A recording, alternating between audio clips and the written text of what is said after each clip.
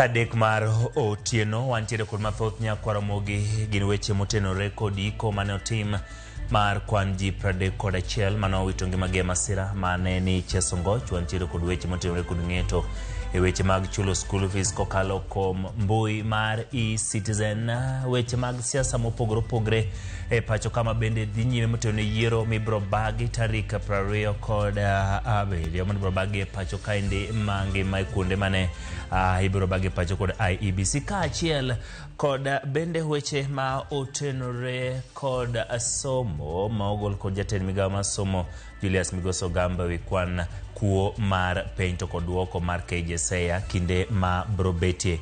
Bende wantiere kod weche motenore kod chal mar do to kod lipot margi kaka do osebedo katayo chenro mage e pacho kaendi. Magi to kod moko mathoth magi weche mawamiyo pek.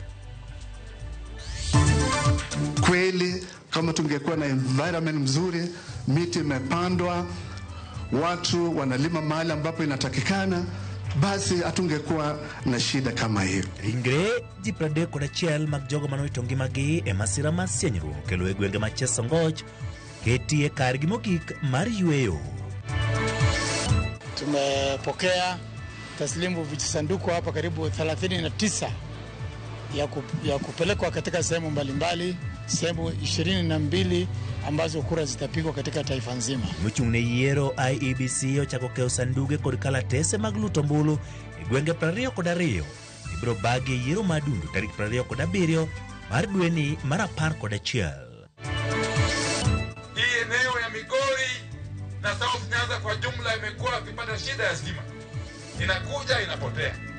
Inakuja inapotea. Sasa hii Gogo Power Plant itasaidia zaidi. Migawo mateko pia wandayo singo jiwo weche mag tudo stime county ma Migori kod counties mamoko.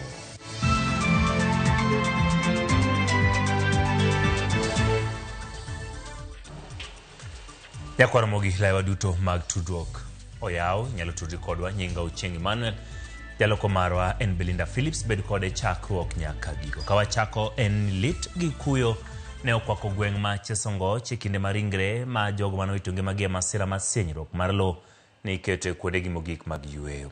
Nyasi mar lam ne ringre 31 go ne obagi e pap ma Mauras Chesongoch kendo buche moriwo ne okuny ma okete ringre go duto ringre 25 kuom 39 manokane kar ringre ma Moi Referral nochiw nyoro ne familia to kauchiel ne chiw chieng' tich adek. Iko makamane otimore kar bedo ni moko kuom familia pok oyudo ringre johera magi. Masira makamane otimore tarik 1 dweni tok koth mapek manochwe e gwenge ma kono gotieno. Jadolo ma kanisa kopere boma ma Eldoret Dominic Kimengich ema ne otayo nyasi mar lam ne ringre go.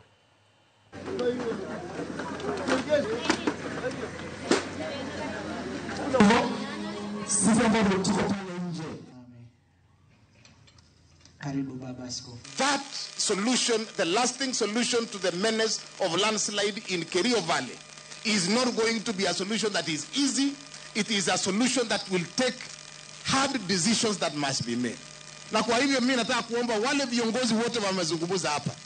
It will be hard on government because they have to put resources. It will be hard on wananchi because you might have to be, your lives might be disrupted. Wale watapatiwa mambo ya compensation ya shamba, wale watapewa pesa ya kuhakikisha wanajimudu, wa kujengewa manyumba, wa kupewa chakula, lazima ikuwe ni mtu mwenye ameathirika directly, sio mtu mwenye anatafutiwa network ati kwa sababu anajuana na chief ama anajuana na mjumbe ama anajuana na waziri ama nani fulani. Ningependa kusema tu kwamba familia zote hawa ambao wameathirika watasaidiwa. For every family who lost their loved ones, wanapewa 200,000 ya kujisaidia kwa maisha yao. So every family wanapewa 200,000 na pesa tayari iko tayari. Watasema vile wanatumiwa na tunataka tuhakikishe mwenye anatumiwa ni a real family representative ya wale ambao wamefiwa. Tulikuwa kule upande wa Liter 2021, watu wengi pia walikufa kwa sababu ya shida ya hii ambayo tunaona. Kwa hiyo ni vizuri we get a lasting solution ili hao watu wasiwe wanaangamia kila wakati kupitia kwa mambo ambayo kweli kama tungekuwa na environment mzuri, miti imepandwa, watu wanalima mahali ambapo inatakikana, basi hatungekuwa na shida kama hiyo. Do marapil odongo ipinyo wacho tokre mchungo ng'eto madomo malo weche chudo mag omenda somo kokalo mbui mar eCitizen kagiango ni chenro no okoluwo chike mapacho ka. Dono golo kodwaro mar migawo mar omenda weche chudo mar omenda mar skul kitiyo gi eCitizen ka jang'ad bura Chacha Mwita bende go break migawo mar somo mosebedo ka chuno jonyuol chulo omenda mag skul e yor mbui mar eCitizen.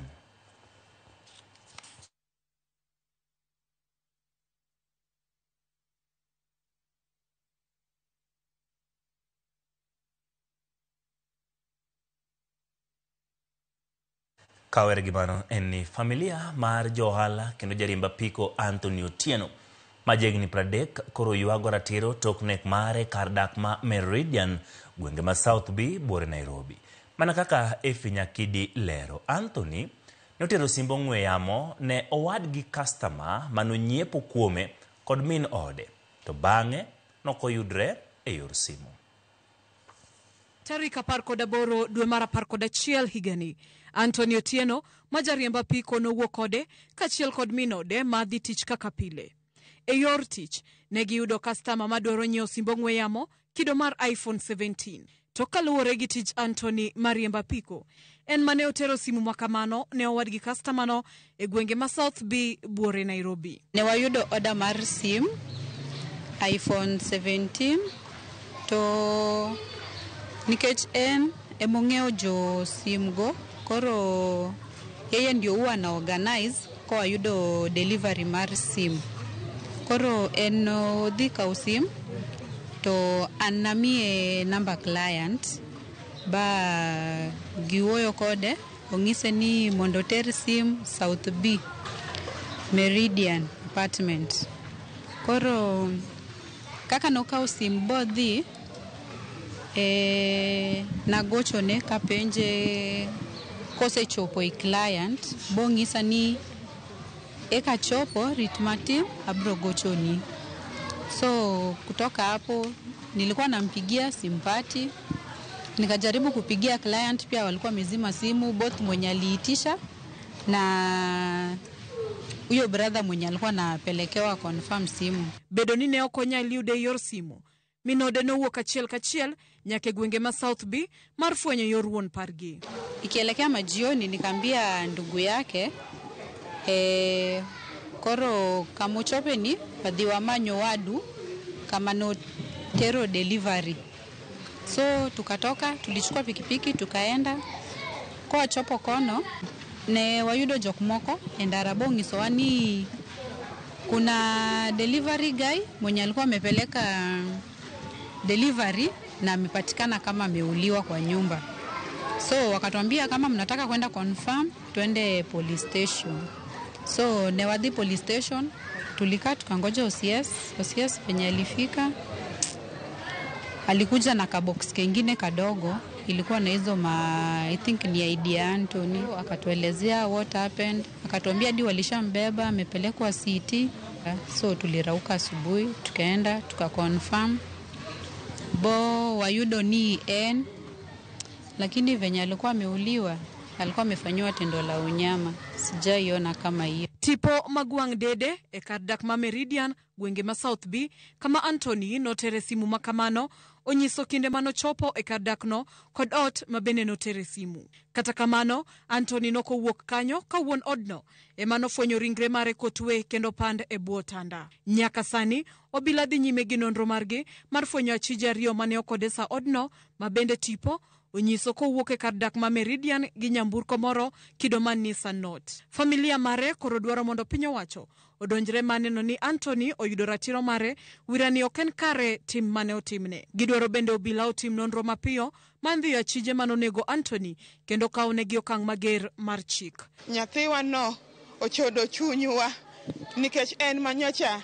dagi tegemea nyocho dagi en mopidho dagi en mochong'e kaka dagi chiemo. Nyithindo bowe matindo. Wadwaro mondo serikal otek atua omakgi otergi e court. Ok wabi yie ne ng'at moro amora matimo tim marach oruka tol. Gima negitimo gima rach kaka familia kendo lit kendo ramo chunywa mang'eny sana. Wayuak kendo wayuak mang'eny. Nyathi wano ni nyathi maling'. Ok en nyathi manigi weche mang'eny. Onyathi mane menyo gi luche ok no ma ng'ato be ok no kiny ng'ato. Efinya Kidi, Ramogi TV, Nairobi. Weche mag yiero duol mochung' ne yiero IEBC ochako keyo sanduge kod kalatese mag luto mbule gwenge 22 midhibagi yiero maduong' tarik 27 dwe ni mar 11. IEBC wacho ni giikore mar bago yiero makamago e yo mar ratiro kendo mawiyanga. Ma biro kinde maduong' bura mar DP ondiko ne IEBC e weche mag miyo jodak mambere North Asoya mondo yier jachung' mar UDA Leonard Wamudhende kaka jafwambo marwa Chris Owino lero. E kar kano mwandu mag sirikal ma Supplies Branch e bore Nairobi, IEBC ne goyo musmwal mogik ne ikrok ne yiero madundo mag chieng' tich ang'wen juma manyien.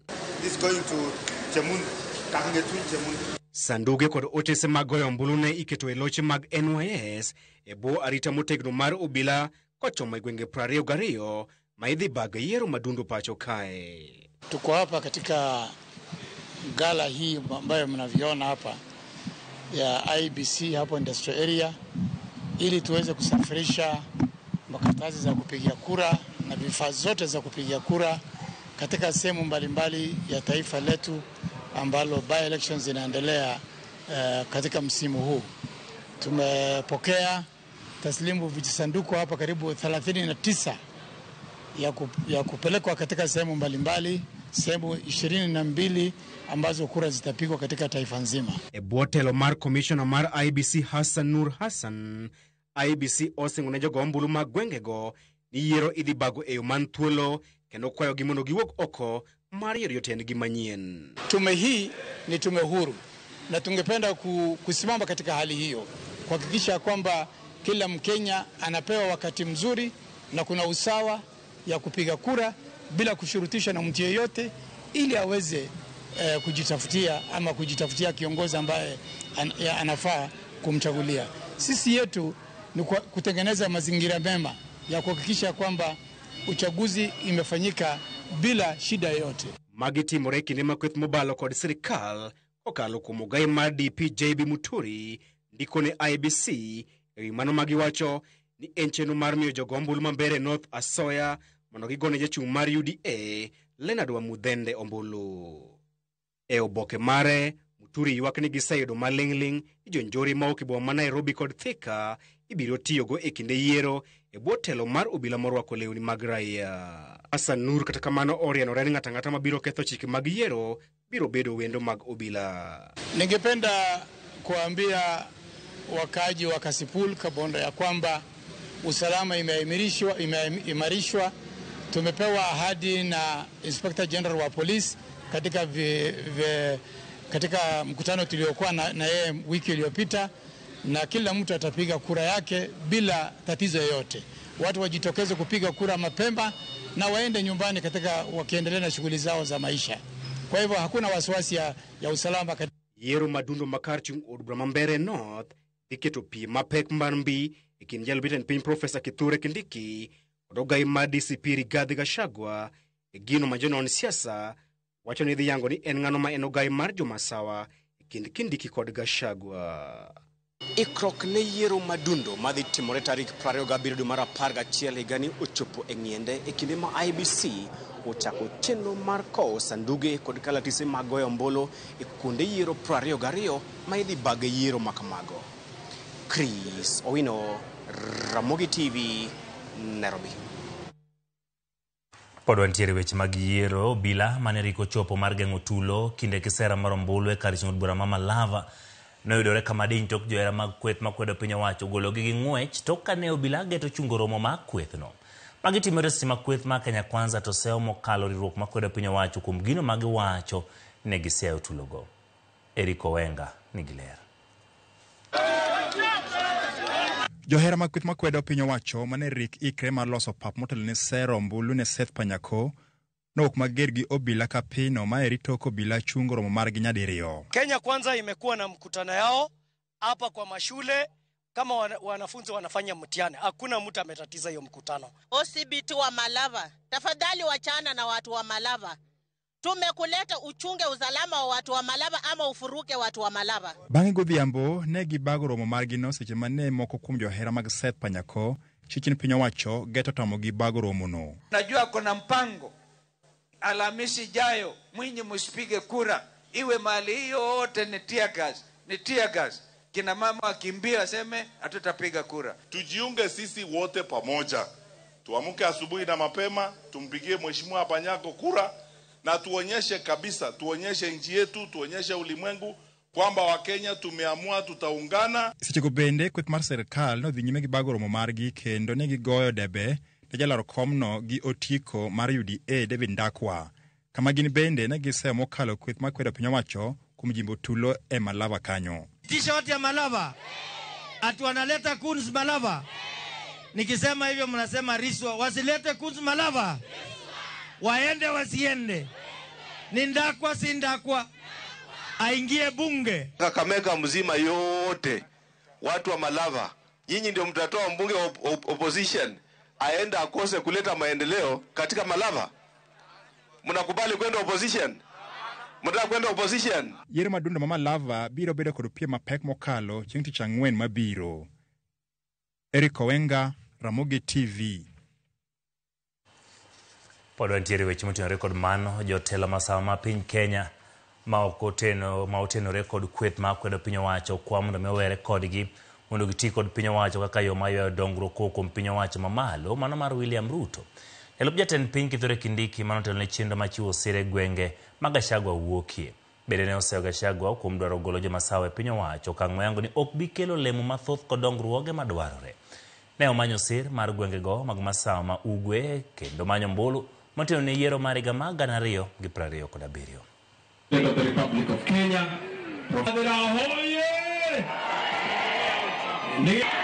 Hapa ni Mandela. Kwa hivyo kama wewe ni kiongozi, mwanaume kamili, mama kamili, hata hali ya anga ikiharibika, unakaa ngumu pale, unatetea ukiwa ndani, kwa sababu ukitoka nje huwezi tetea ukiwa huko nje. Na mimi najua kuna ndugu zangu wengine walijaribu kunisawishi tutoke kwa serikali. Mimi nilikataa. Niliwaambia mambo mawili. Kwanza, tukitoka kwa serikali saa hii, watu wetu wamepata nini kutoka kwa hii serikali ambayo tulichagua? Si afadhali tungoje? Hata kama ni kutoka, tutoke huko mwisho kabisa huko. Ama namna gani? Wakati umekamua. Kawadhi nyime jotelo kod jolony mopogore koro medo wuok oko mar sundo ganda joluo mondo chung' kendo sir sirikal manywanda kagikoni en e piny owacho machiegni gi oganda luo. Jafwambo marwa Millicent Adhiambo miwaler. E kaunti ma Kisumu, e kinde mane jola machiro Kibuye kod Kondele yudo sir mag omenda e nyasi mar Solomon Obagi e lab tuke ma Jaramogi Oginga Odinga Sports Ground. Siasa no kaukore e nyasino manoyo jotelo mopogore moting'o jatend migawo mar omenda John Mbadi, Jod Broma Kisumu Central, Joshua Oron e kind jotelo mamoko. Kanoloso e kinde nyasi makamano, Oron ne okwayo oganda luo mondo osir lwedo Dr. Oburu Odinga kaka ogai mar ODM kaka yor tego duond od burano, ka bende ne okwayo mondo oganda luo oneni osiro lwedo tend William Ruto nyaka 2027. Kwa jothurwa ni wariure uru e top party leader wa miluongo ni Dr. Oburu the Senator. Wariure uru e top party leader wa manyowewago mondo wategru chama. Watego dhiko wategi. Mokwongo wategu chama. Marario, Jakom nowacho ni one a broad base nyaka 2027 and beyond. 2027 and beyond. Korka kore, jatend migawo mar omenda John Mbadi to ne ojiwo oganda luo mondo bedie twech achiel kendo giriure e bwo duond od bura achiel gi paro mar donjo e telo ma ok weche mawachore mag dwaro dok e ndara ka ging'anyo. Awinjo ka jomoko wacho ni mondo oganda wadoge street. Street ni dwadong kendo nogandawa. Kagima joluo ema nonyuol ni onego sike street. Onge chama ma en tij demonstration. Chama tije en tero ji e sirikal. Mane manomiyo los ODM. Mbadi bende otielo ni oganda luo nyaka koro nen matut ka gigoyo kwano e riwore gi jatend piny William Ruto ka gigeto chung e yiero ma 2032. Yo mwanyalo bedo go president mar Kenya en yo mar riwore gi yawa megotgi, en yo mar riwore go nyelogi mondo gime wamigi 2027 to ka gi 2032 to wakono gi nyaka giduok lwetgi nyaka gime koro gigonwa wangu. Komachielo jolony mopogore e bwo riwruok mar Ramogi Professional Caucus kane otelnegi kod okil Joshua Nyamori gi Mikai Rachel Omolo ne gilero ni ma e kinde ma onego oganda luo ochung' motegno kod sirikal masani kendo osire lwedo wira ni mae sirikal machiegni mokalo gi oganda onagi. Ni jaduong' mas 57 years old higni 57 nyoyud ni pok nokawo kipande. Manyiso ni mano gima timore thurwa ni nitie joma onge kipande. Gikawo kipande mondo gidhi gikaw ombulu mondo wabi walargo piny. Wadwa ni mondo koro wati gi face modong' ni mondo wang'e ni to ka wan e sirikal nderni dhi mbele, osiptende dhi mbele, weche mag somo wanyalo wacho kuonde maricho mondo losi, nyithindo madwaro tije mondo yud tije e sirikal masani kata bedo e sirikal mamoko. Gikwayo oganda onagi bende mondo kik yie rwak gi siasa mag tulo wira ni mondo dongruok makare ochop kaluo. To wabende manigi lony kuonde mopogore opogore wabiuru wariwre kanyakla achiel mondo wawuog gi dhok achiel mondo seche mwadhi sero ber manyalo biro from the government mondo wayud kaka oganda. Jotelogo kaachiel kod jolony koro nigi geno ni winjruok mane oket e kind jatend piny William Ruto gi ogai machon Raila Amolo Odinga biro chopo e wang'e kaka ne ochane. Millicent Adhiambo, Ramogi TV, Kisumu County. Jatend migawo mar somo Julius Migoso Gamba wacho ni lipode mag kuo penj maduong' mano ma KCSE odok piny nyaka 418 kipimo gi 614 higa ma 2024 kolosi kinde limbe mare skul sekondar ma Ekerenyo e sub county ma Nyamira, county ma Nyamira. Ogamba omedo ni gitimo nonro margi mayanga dier e wi lipodego kendo jogo moyudi gi ketho ibiro kawnegi okang' mager mar chik. Omedo bende ni piny owacho kaachiel kod tend migawo mar somo oketo kenge makare maneno ni chenro ma jopuonjre riwore kod grade mar 10 otimore maonge ng'ikruok moro amora. While most stakeholders demonstrated commendable integrity, isolated cases of malpractice were reported. During the administration of the 2025 KCSE examination, 418 candidates were reported to have engaged in examination malpractices compared to 614 candidates in 2024. This despite the fact that this year we had the largest number of candidates at 3.4 million. Investigations are ongoing and any individual institution found culpable will face the full force of the law under the NEC Act 2012. Measures include the registration of examination centers, nullification of results, disqualification of candidates, and criminal prosecution where necessary. Impersonation cases will attract severe sanctions, including barring candidates from sitting KCSE until 2027. The marking of the Kenya Junior Secondary Education Assessment is ongoing, and all efforts are being made to ensure results are released by the 11th of December 2025. This will enable the ministry to conduct placement of learners into senior school based on their strengths and interests in the three pathways, that is the arts and sports science, social sciences, and science, technology, engineering, and mathematics STEM. Early release will also allow parents to prepare adequately for admission before the festive season. Koro mogi tok report motenore kod weche mag somo to kod mago matimore migawo no wakawo yweyo mokwongo. Kik idhi mabor, wantiere kod mathoth mapod waiko.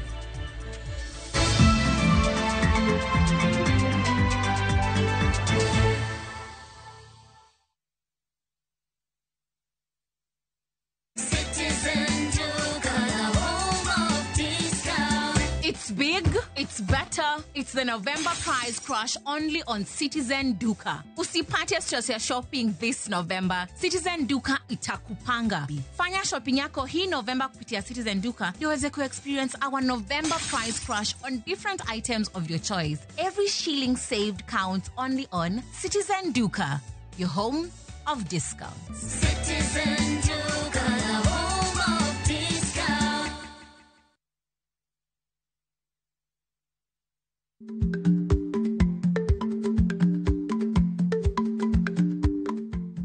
Ichagweno to ichao gwang. Matiende ni, kapok ingado bura ewi wach moro amora, kuong inon ng'ama rach.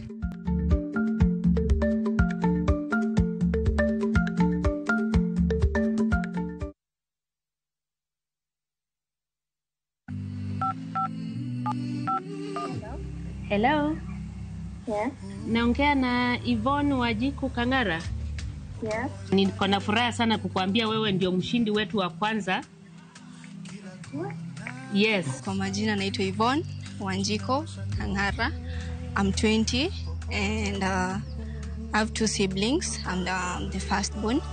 I'm currently living in Ngegu, Kiambu. I was super shocked. Yeah, I was super shocked actually. But I'm so grateful and exciting. Yeah, I still had plans ya kurudi shule. Yeah, so I'll go back to school. I wanted to do an assistant nursing and caregiving. Na kesho kama leo tutakuwa pamoja popote ulipo. Safaricom.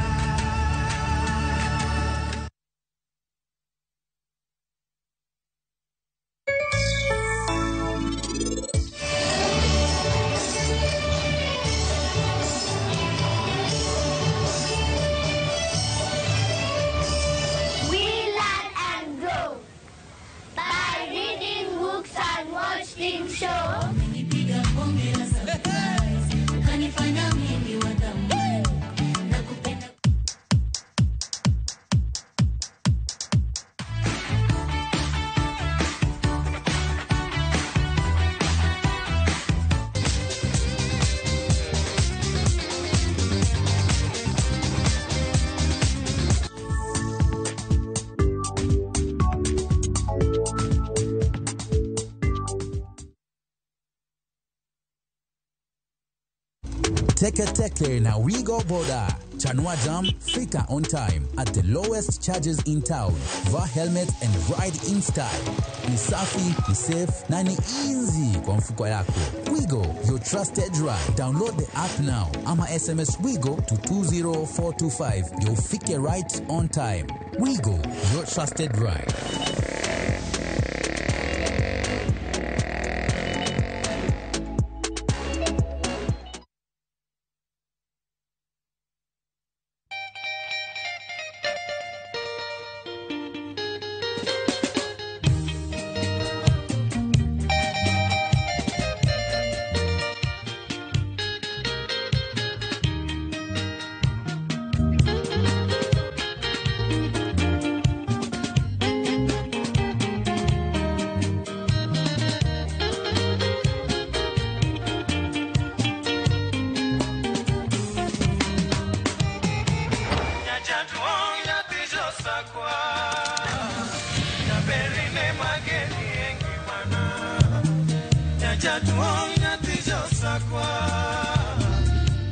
Radio Ramogi, Cartoon Jaluo.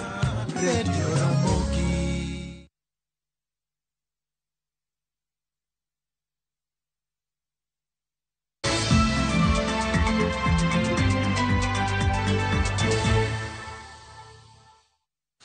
Machiegni kendo nyakwaro Mogeli Port ma Gidoit dwaro nitiere mar jolony mag thieth chiwo tiegruok ne nyithindo manyiri ewi wach tiyo gi masinde mag tieko riyo e weche mag hera midendo ni vibrators bang' yango ni nyiri mathoth sani ohonore tiyo kodgi mok girango midhiero makidek bedo magiyangore Mombasa nyasi midendo ni The Girl Summit mane okelo kanyakla nyiri mawuok e counties mopogore opogore pacho ka kuma wachore ni thoth nyiri tiyo gi masinde go matieko riyo kendo gawo tuoche kaachiel kod iye ma ohiu.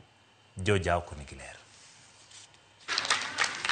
Nyiri mawuok e counties mopogore e pacho ka ne jobagoro mo e county ma Mombasa mar twak ewi weche mageto kelo dongruok e kindgi kaachiel kod rango kaka ginyalo rakore gi moko kuom midhieche magikale.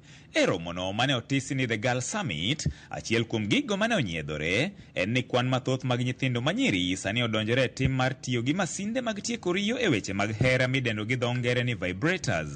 We realize that girls need to know more about artificial sex. It is here with us and it's not talked about. The use of vibrators. Why are they using the vibrators? Is it that the men are not empowered enough in sexual reproductive health? Do they want to satisfy themselves in order to avoid infections, sexual transmitted infections? And will they avoid the sexual transmitted infections? What are the advantages and disadvantages of using the vibrators, the artificial sex way of satisfying oneself?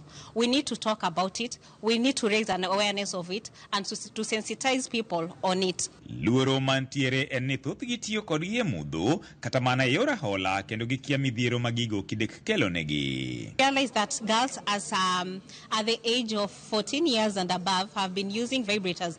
Those are our children who are in high school. Some of them are in upper primary school and also colleges, and also older women are using vibrators. They say that they want to avoid sexually transmitted diseases, infections, and they don't want to be in a relationship.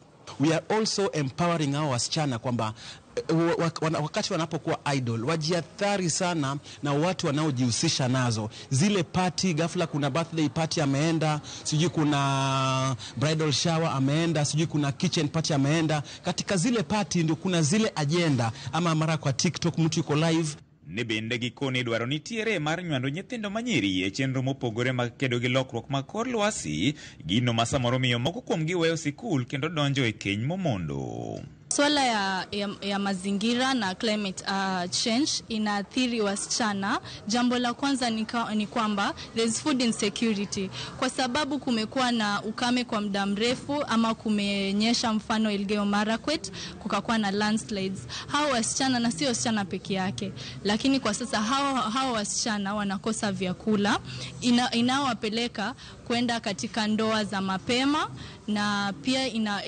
inawafanya kwamba wanapata mimba za mapema na wanawacha shule. Luoro mar chiwo lipot to chutho e kind nyithindo manyiri moroch ratich gi ne bende oyangore kaka midhiero, gino magikoni thoro timore nikech wichkuot makidek juko gi bang'e, kaachiel kod bade piny owacho rem kawo okenge mowinjore ne achijego. Naona kwamba kutoka last year na huu mwaka we've had a high surge of cases in femicide and gender-based violence, and these have affected us as young girls and women. We've had girls drop out of school, na wengine pia familia kusambaratika, and wanawake wadogo na hata wakubwa have lost their lives due to gender-based violence. I'll have the fear to go and confront or go and say it, because I'll have the perspective of how is the community thinking? How is the community going to have the perspective of me now? Because if the community imesikia maybe msichana amefanywa hiyo, ataanza kusema msichana alikuwa amevaa vipi, you see? So kuna hiyo fear na pia kuna hiyo shame.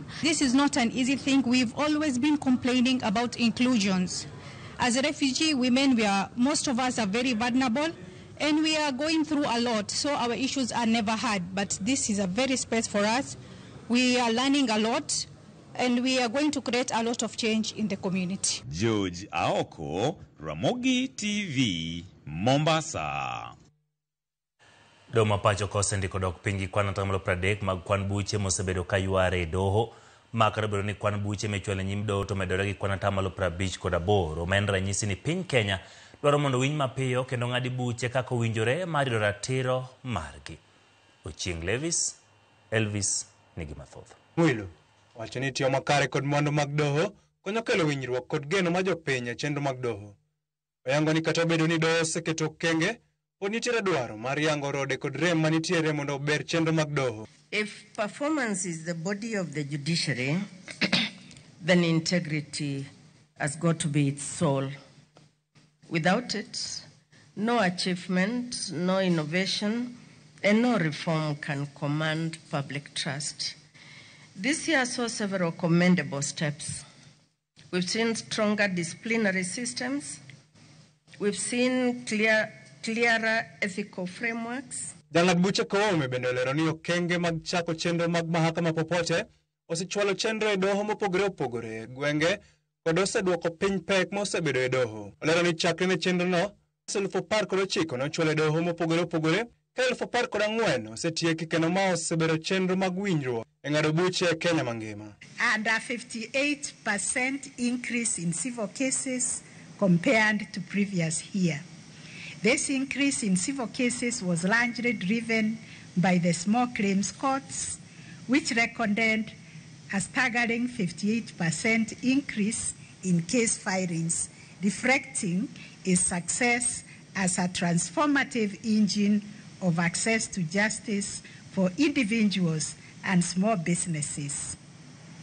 Through Mahakama Popote initiative, which Your Excellency is our own innovation, you never left this when you practiced, we were able to redistribute 19,000 cases from high-volume courts to stations with lower case rules. Korka kore, jalup jatend piny Kithure Kindiki bende olero ni ok en gino makare ni jogo mosetie rang'iny kaka mag jong'ad buche dhero taa ka gin jomodhier kendo ok ginyal yudo yore mag thieth mayot. Kindiki owacho ni dok piny mar buche mosekwamo e doho to kod chenro mag doho kaachiel kod sir ma imiyo doho nyiso okenge ma doho osekawo. One, decisional independence, which allows every individual judge and every judicial officer to determine the outcome of a matter before them based on the facts, the law, the evidence.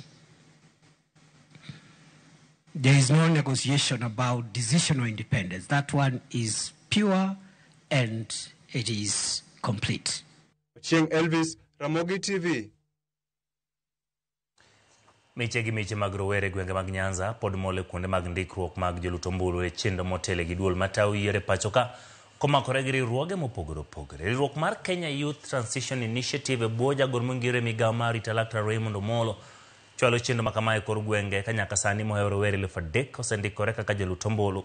Chenro makama bende chiwo thuolo ne jogo maonge opande yudo pande magi. Ka gilose kinde mag yudo chenro makama e kor gwenge, rowere lero ni giyudo fuong'ruok ma yudo pande kendo ndikore kaka jolutombulu, gino ma giwacho ni biro miyo gi duol mar timo lokruoge ma dwarore pachoka. Chenro ber ka chenro ma wan go ka en ndikruok mar opande. Wantiere ka gi ndikruok mar kura, ng'ata mana osekawo kipande to pok nokawo kura, wandiko ka. Wantiere ka bende gi jok ma deal gi weche mag SHA registration. Wamor ahinya kaka yudhe ma Muhuru kuom Raymond Omolo kelonwa gima chalo kama. Nikech yudhe mang'eny onge kipande Muhuru ka. Kendo wan gi geno kaka giwuok oko yare nyoro. Nyo giwuok oko kendo namba nyobedo mang'eny ma nok nyal bedo registered te. Wan gi geno ni opande makoro kawre sani ni dikelo lokruok mang'eny e ngima ojende kaachiel gi oganda mathoth mane onge opande kaa. Omiyo wamor gi initiative ni ande wakwayo ni nikech Muhuru wuod duong' ndalo ariyo gi pok oromowa, wakwayo Raymond Omolo kumoro moro ma entie kaachiel gi the Kenya Youth Transition Initiative mondo gichak gimed odiechienge mokata mana ariyo. Gini eki utimo maber kuom choponwa godo nyaka dala. To jomoko nitiere ma wach ni ok ochopo kuom gi maber. Kuom mano ka uchako yudo thuolo moro to parwa kendo kaka yudhe ma Muhuru kata kaka jo Muhuru, nikech king'iyo the number mo turn out ka nitiere nyaka joma dongo mane onge gi ID, ok youth kende.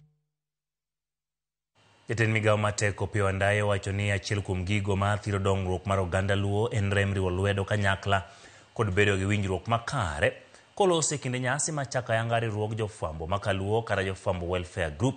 Wandayi opoyo okang' mar chako riwruok makamano mar ni onyalo konyo jofwambo sudo nyime. Nyasi makama bende noyuor kod jaod bura ma Uriri Mark Nyamita. Oyo walosie uru girwa moro kaka jofwambo ma wanya kene matin tin, to kaka wakeno no wayude gimoro mwanyalo konyrego nikech tijwa mar fwambo ni ok ong'ere. Ichiwo gokinyi, idhi ofis tiyudo barua, in a field yudo simu tikoni ni kik iduogi. So gigi timore mang'eny. So nwako ni oyo ka wabede ga putwa moro mwakunge to to wanyalo yudo lokruok moro kata obed mana notin to wayudo lokruok moro e ngimawa. Koro gima duong' ahinya kendo en ni jogo mane obiro gi paro mar bura mar jofwambo ni nyaka wamigi puoch gi pak. Nyaka wamigi puoch gi pak nikech wang'eyo pile pile ni riwruok e ang'o e teko. To wan kaka onagi gima osebedo ka thirowa higni gi te en ni ok wahero riwruok. Ok yot yudo riwruok mar onagi michako to itayo madongi malokre gimoro maduong' kaka Maroon. Konyeuru nyiso jowa nikech koro sani biro kawowa muda matis mondo waik ng'ato mabiro makonwa bendera maduong' manyalo dhi manyonwa ker mar Kenya. Sama watimo kamano, jowa manya timo ohala kata e fwambo ka donge odonje ohala. Kaka waziri wan go ka koyudo joma nya ywa tol stima donge. Une munyalo kwerowa. Wan josiasa samoro wakier akiera ma wadhi kabisa makidok tipenjo to wachang'o ng'eni koro jomoluwi waziri gi mheshimiwa ng'eni wan joma tiyonu samoro waluor ok inyal kwero jatich.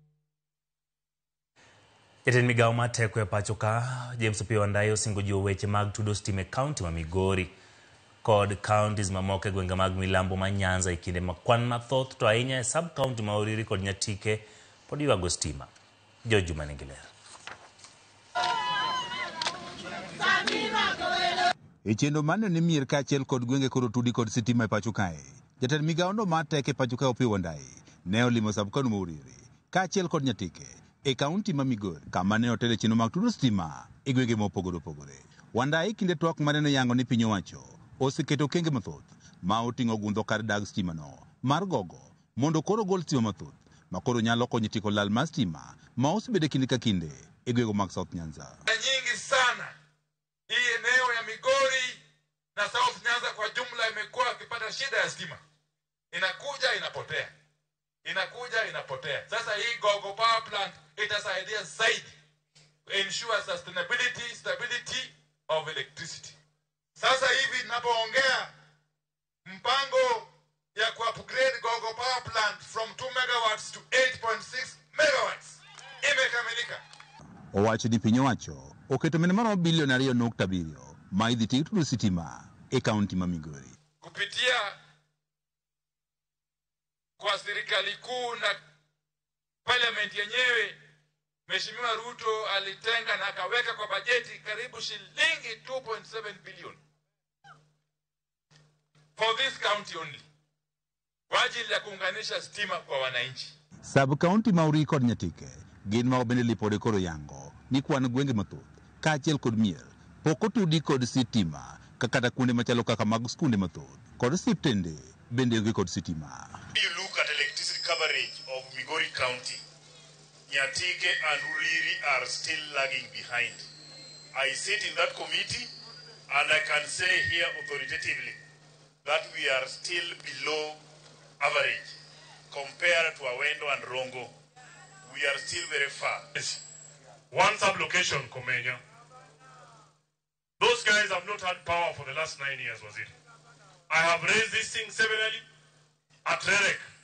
Every time I go into the CEO's office, he calls everyone else and says, please bring me the paperwork I sign. The moment I leave, nothing happens. Joel bura ma Oriri mak Nyamita wacho ni kuonde moting'o sikunde kaachiel siptendego mag piny owacho maromo 81 pok otudi kod sitima, gino mosekelo pek ne oganda. 81 public institutions, not schools. That is public schools plus health facilities that are not connected to the grid. This one I know is a special kit. And the government has said that all public institutions, especially schools, I have 81, both health facilities and other new schools that don't have electricity connectivity. Nyamita bende wane transformer mathoth bende okethe sub county ma Oriri, gino mosemiyo thoth oganda ok yud sitima. I have about 24 faulty transformers that have been faulty for the last about 4 years. Every other time, the Kenya Power come and resolve 2-3 weeks, 2-3 days, and they are gone. Moko kuom jodak e sub county ma Oriri manoyudo sitima onyiso morgi ka bende gidwaro mondo koro sitimane koro tudi gwenge duto maonge kod sitima. Utini mor, kech kidhi mwalo ka yande en na mutho. Tadwa wacho very critically well ni mheshimiwa usemiwa stima mwaloka. Tadwa wacho ni out of about 200 homes down here mheshimiwa. Kikala kalaba thadala wakadhika dede nyaka umwaloko cake. Bidonji kaja duongo puro. Family no onge stima jaduong. Koro can you do some extension so that that family can also benefit? George Juma, Ramogi TV, Migori. Duol matayo kembe mag chiwo arita mag ji giwegi osidho chenro mag choko pach oganda wilo kroge michan keti e penchike manyien mar higa ma 2025 ka gitiyo machiegni gi migawo mar arita kwe e romo mano bage boma Kisumu kod alworane mageto choko pach jokanyo kod mag jopiny e wi chike mabiro tayo tije kod chenro mag arita. Kadolosi kinde romo makamano, komishona ma Nyanza Flora Muroa nolero ber choko pach jokanyo timo lokruoge makamano kaka yorno ni ober chenro mag arita e pacho ka. Jatiji maduong' mar riwruok kembe mag arita mag ji giwegi Philip Liki Okelo wacho ni lokruoge makamagi osedeko gi higni 9 kowacho ni chopo kama chike koro winjore bed ni keto e tim kaka yor luoko kendo bero chenro mag arita ka kembe gi ndiko joma nigi lony manyalo tiyo gi oganda e lony mowinjore.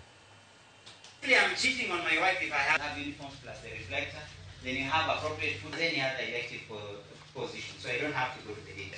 Then the authority will inspect uniforms regularly.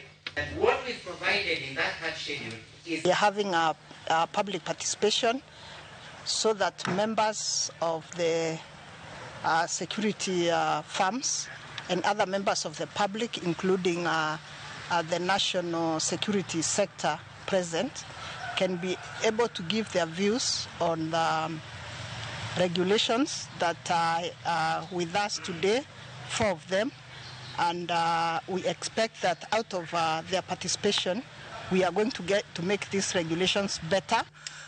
Private Security Regulatory Authority ne ochaki higa mar 2016. Kawuono wan higa mar 25 to pok waneno ka chikegi obedo makoro nyalo tayo tijewa. Koro en mana wach mandalo ne oseromo ni koro nyaka tim. Kik wabed gi luoro ni chikogo dhi hinyo companies kata kembe mag private security. Kaparo ni gin chike manyalo nafas momiwa ni en nafas minyalo wacho ni marach maber kaeto marach igolo maber koro inyalo tere parliament mondo bed chike ma regulate private security.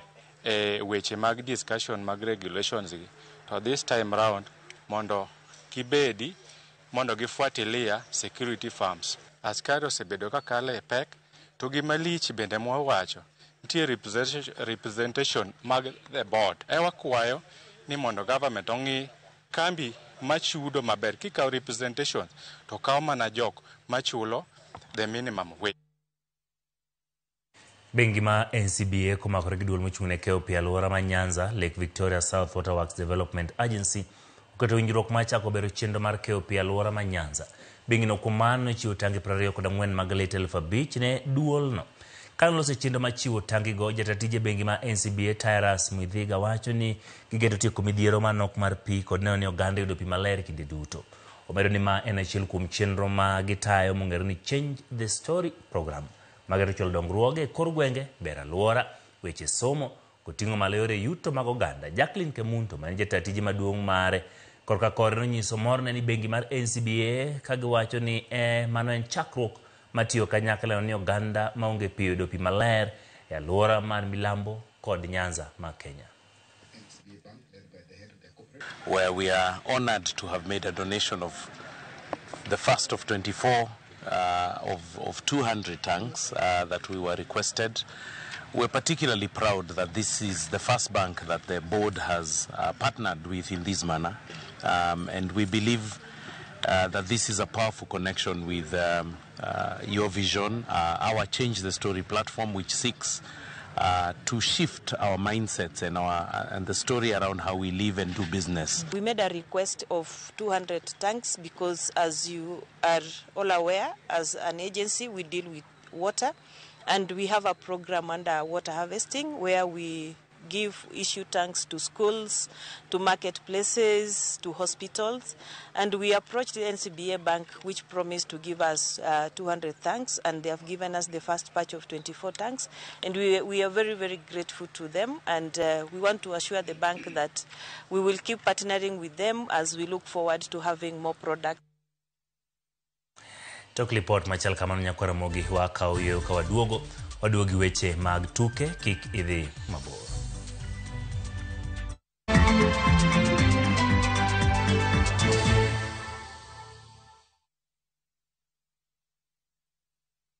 This festive season, begin a story. Qatar invites you to experience a different kind of magic, where every moment feels new, every sunset feels personal, and every traveler is welcomed with warmth. Discover Doha with our festive Qatar getaway from the 23rd to the 28th of December from just $1,385 per person sharing. Explore the dunes and the inland sea on a thrilling desert drive with a barbecue dinner under the stars, and wander through the charm of Souq Waqif, where tradition meets the modern pulse of Doha. View travel, moments that matter, memories that last.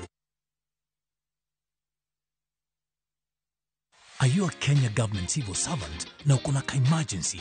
Usijibox kwa noma. Borrowing on MyMobi has never been easier.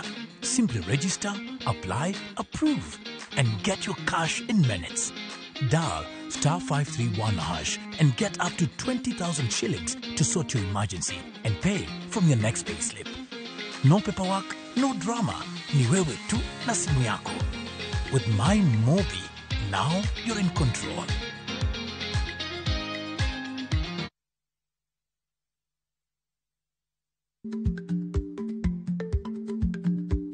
Chako chon loyo dhi kajuoga.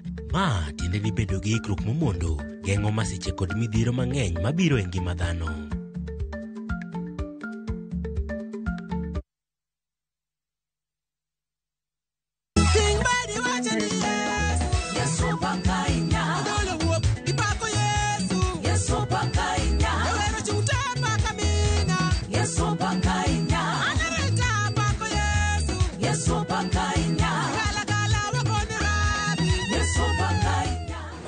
Mar Nyasaye kihero wende ni bonyesa *860*419# to parni ya Ramogi TV ene od jower duto te.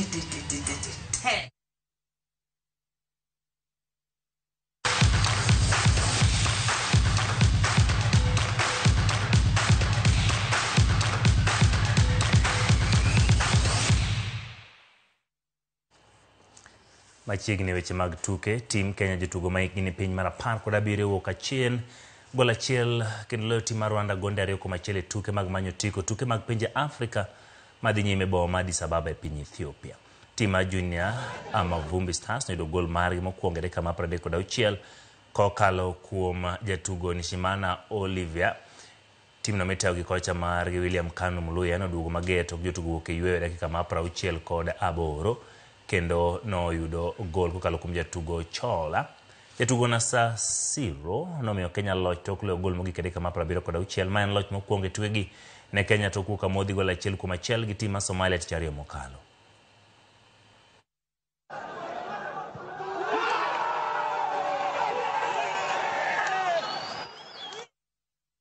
Club mag Gor Mahia nopono lembe duto mag mich mag Kenya Premier League to kocha Charles Akunor ka achiel gi jatugo Sharif Musa yier kaka kocha gi jatugo masule mar dwe mar 10 koluwore.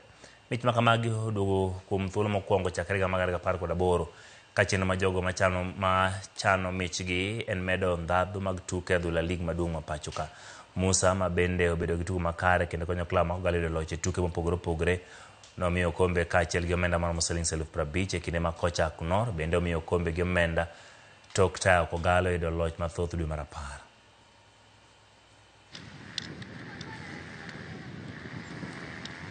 I think it's just belief na kukuwa consistent.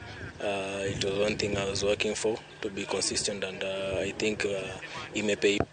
Management led by Mr. Ambrose, who has been very, very supportive in the things we do. Everything we ask, they are there to deliver, and it's been wonderful. And more importantly, the players, who we've pushed them. Parni kinsa ochiko kogalo tugo gi Tusker. Obaneno ka jomoko bro mer kata gi bro madho chak. Team Kenya jotugo ma Keini madugo tuke mag kabadi othicho ke tuke mag pinje mangima, tuke madhi nyime piny ma Bangladesh. Kenya ne ologi tim ma Nepal e tukgi mar ang'wen mar group points 28-21. Nepal nokawo loch ma points 13-11 kapok jotugo dhi yweyo. Tok jotugo ke yweyo Nepal ne ogo ne nyidendego ma Kenya matek kendo logi points 15-10.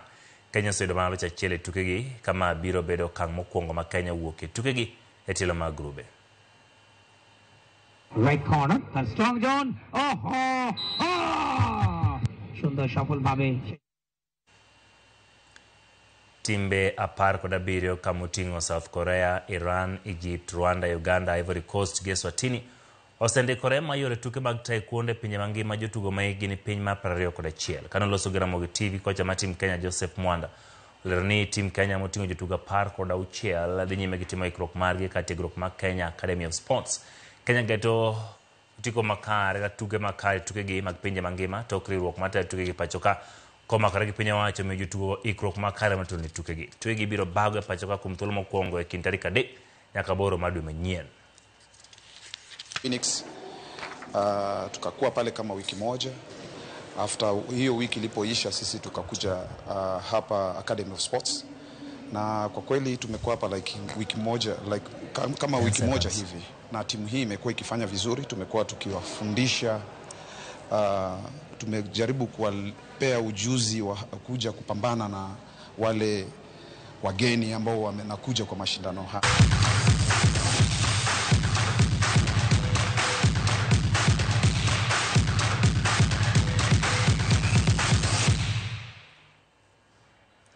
Akora mogiro kamano kuom bedo kode chakruok nyaka giko e chenro mar oimore mage weche mamesa maka weche manyien bedo gi thuolo mar ikoni odiochieng' makawuono. Kamano Peter Ejore Guti wacho ni winja maber ka intiere chiro ma Holo mantiere Kisumu West. Iwacho ni joma nyiri nyakoro bed motang' gi wetugo gi ngima giro. Kamano Peter Ogutu kuom ote machal kamano. Nitiere ji mathoth manena gi sechegi Faith Achieng' ka achiel kod Eliud Nyolo gi Lydia Chieng' ka gintiere Lakisama bende wacho ni Chieng' Manuel waneni e yo makare. Pressure gi lack of self control ema wacho ni chando kanyo nyithindo manyiro. Kamano Faith Achieng' kumote machal kamano.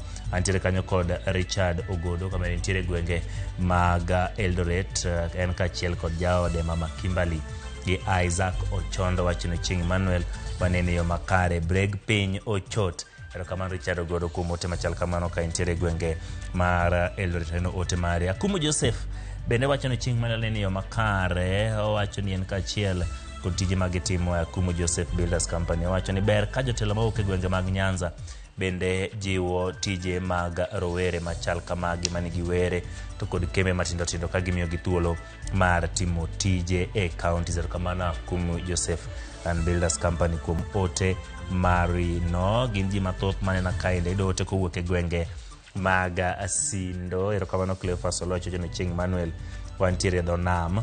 Intiere kanyo kod Senior Retired Chief Obado kod wakili Peter Simba Wasaga kod jo Fortune Academy te wacho ni unbene no chenro maru imero. Kamano Cleophas ka intiere Dhonam kikwi wil mokikelo na ngege kata mbuta mago jogo bende wacho neno agilak sechegi agekine. Kamano Anoreng ka achiel kod Rosoreng gi Jennifer Tieno gin bende wacho ni na maber ka gintiere gwenge mag Kalandin ma gwenge mag Asembo. Geo kamano kuom kete e Ramogi TV.